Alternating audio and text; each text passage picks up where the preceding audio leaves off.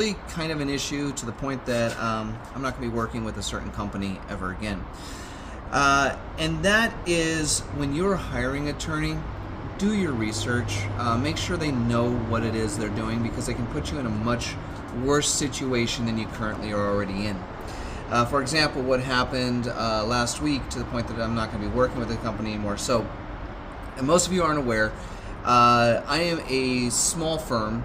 Basically, I'm about a year old as far as running my own firm, and consequently, my client list is not that big. And so what I do to supplement my income is I do what's called special appearances. And what special appearances are is when you have these bigger firms, when they run like 120, 150 cases per attorney, inevitably sometimes they book a day where they have to be in two courts at the same time, which just isn't physically possible. So they hire me, and I go in their place, and typically all I'm supposed to do is just continue the case to a day that they can be there. I, however, can't just do that. I usually do my best to try and help their clients out, get them a good deal, see what I can do with the prosecution. Anyways, that aside, so last weekend I made an appearance, and they didn't tell me it was for a felony.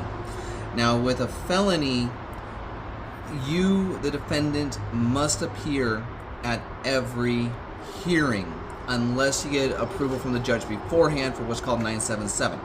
So they sent me to this hearing. They did not have their client there. They tried to send me with a 977 authorization form, which doesn't work unless the judge already prior approved it. So what happened was, this guy, because he wasn't there even though I was, he got a failure to appear. So the judge issued a warrant in the amount of $50,000. So he now has an active warrant where they can actually arrest him and take him into custody. On top of that, he was out on bond.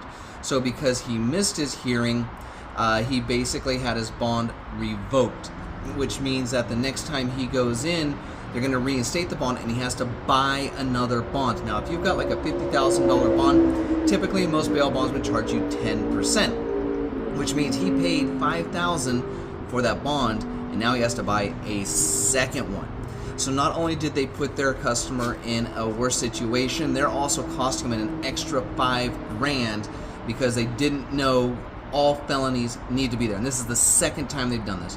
So I just want to post this up to warn you. Make sure you talk to whatever attorney you're thinking about hiring. Make sure they know what they're doing, and that way you can put yourself in the best possible situation you can be in.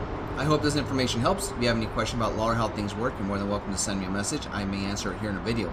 Also, I hope you don't need me, but if you ever find yourself facing criminal prosecution in the Los Angeles area, go and hit me up. I can help you.